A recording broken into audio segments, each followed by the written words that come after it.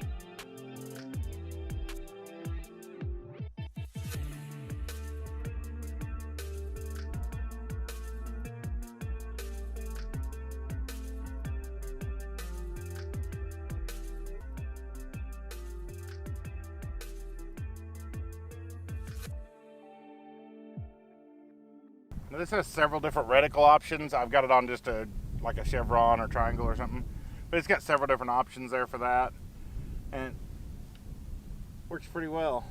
We're at 100 yards with it. Alright, so we'll take a little closer look at it now. So your battery door is right here. You just flip this up and unscrew this, and your batteries go in here. Kind of long-winded screw. I guess I actually have lithium in it right now. But you can see your batteries fit right in there. And then your IR illuminator has 3 brightness levels. So you want to be careful whenever you turn it off that you actually get it turned off, because I've accidentally left it on several times before, and that just caused the batteries to go out even faster. Now, the scope body itself has a rail on top to mount the illuminator to, if you're using on like a bolt gun where you don't have any extra rails, and it mounts to a Picatinny rail, but if you don't have any extra rails to mount your light to, you can mount it on top. I would recommend mounting it under the barrel on a rifle like an AR, because you get the smoke plume whenever you fire, and the IR light will temporarily reflect off the smoke, causing it to blind you through the scope. Basically, I mean, you can't see anything through the scope until the smoke clears. And that's one other thing about it. I've used this in the snow and in the rain, and it a lot of times will pick up the reflection off of those instead of what you're trying to look at.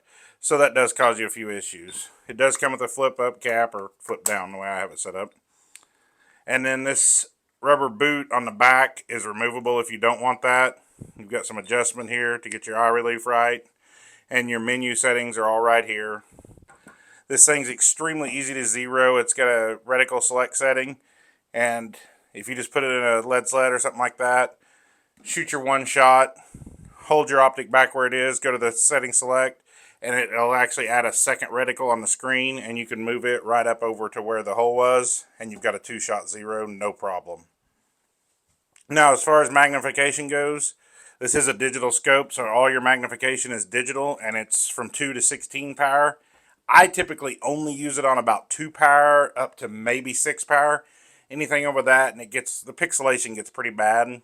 So kind of keep that in mind. You're not really going to be able to use the full 16 power, I don't think, for most applications. Now, as far as range on this, with this IR illuminator, I get about 200 yards, I'd say. You could shoot a hog or a coyote and definitely be able to positively identify it. Anything more than that, and you just don't have the light unless it's a really well moonlit night. Now, the illuminator itself is, if you look down it when it's on, you can kind of see a red glow, but that's all. You won't see any light coming out of it. One of the other neat features of this is it takes an SD card and allows you to record your shots, record your video. Gives you some pretty neat footage you can do whatever with.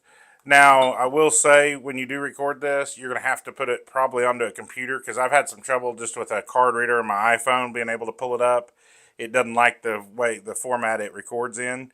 So you definitely probably should go ahead and run that through a computer to get your footage off. Now, it just mounts. It's not quick detach, so you do have to tighten these down whenever you mount it. So you can't just expect to throw it off. Now, the way I actually run this, like I said, I'm running it on my coyote rifle, and I run a red dot on top, a pistol optic on top, mounted to the rail for just short, quick shots. If I don't want to take time to power this on and I've got light or whatever, it gives you another option.